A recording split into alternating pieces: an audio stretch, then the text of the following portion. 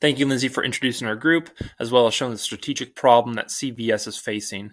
So some of the five forces that we analyzed for CVS were pre-e-commerce and post-e-commerce.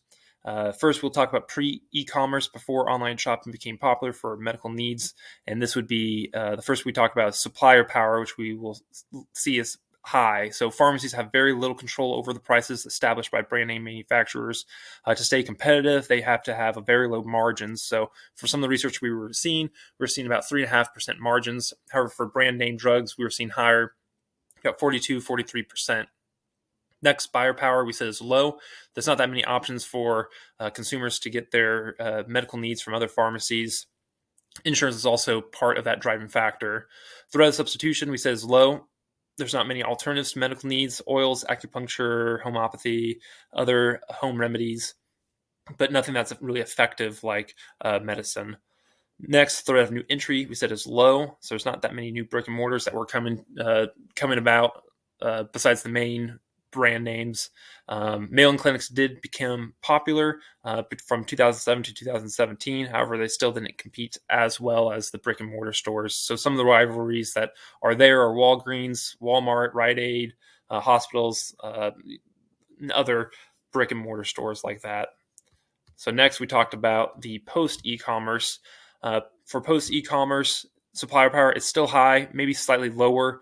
Companies like Cost Plus have their own manufacturing. We can see that potentially driving down the market for other manufacturers to stay competitive. Next, buyer power, we said, is high.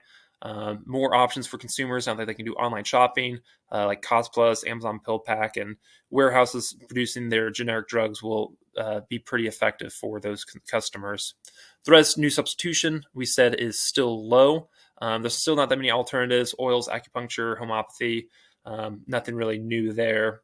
Next, threat of new entry, we said, is high. So additional chains may start opening with e-commerce becoming popular, and it will be hard to compete against corporations that have their own manufacturing, but it's a higher chance for new entries.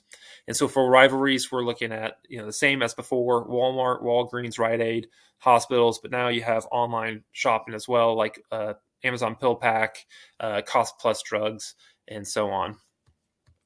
And so comparing side by side for pre-e-commerce and post-e-commerce, you can see that for the pre-e-commerce, it's very low, not that many options for competitors. And so it's a very good market for CVS to be in. But post-e-commerce, you can see there's a lot more options for consumers. The supplier power is still high. The threat of new entry is high. So it makes it a little more competitive, a little bit harder to stand out in the crowd. And so next, we'll go over to Hank to talk about the VRIO and the strengths for CVS.